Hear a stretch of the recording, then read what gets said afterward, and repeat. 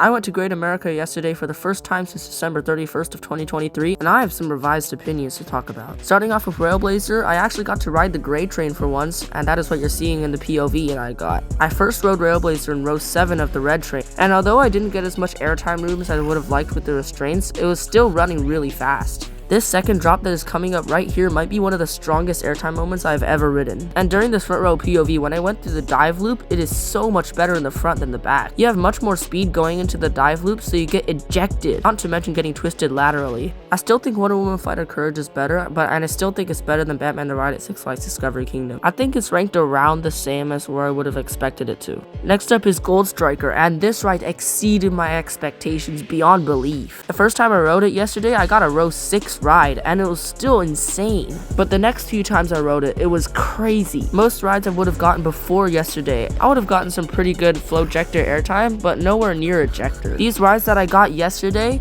I was getting ejected out of my seat every single hill, drop, and twist. This is the absolute best I have ever seen Gold Striker running. And it's not too rough either. Not that I minded it before, I actually thought it was pretty good before. But now it's smooth enough that all of my GP school friends even like it. I am actually sitting here debating whether I like this more than Twisted Colossus now after my rides yesterday. Even though Twisted Colossus has a longer ride time and overall has stronger airtime, Gold Striker at California's Great America feels way more out of control and way more crazy. Next up is Flight Deck.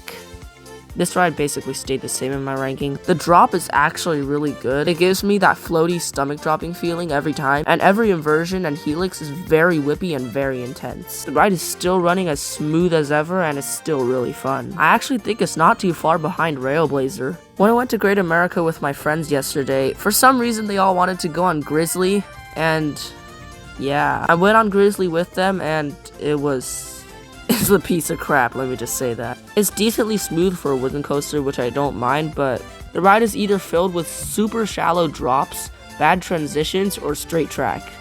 Absolutely no forces, except for the abrupt, very uncomfortable laterals that are given from the bad transitions. I got some on-ride reactions of my friends riding Grizzly, and at this turn, all of them just said ow at the same time, and it was so funny. Yeah, and that's Grizzly. It still sucks, it's still bad, and it'll stay that way forever unless they RMC it.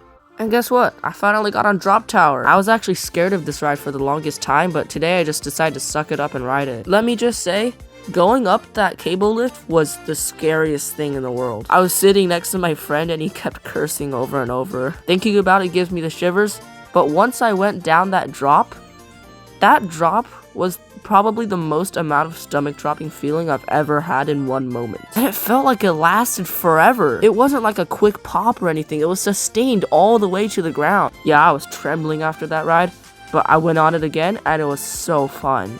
Anyways, that's all I've got for you today. See you later.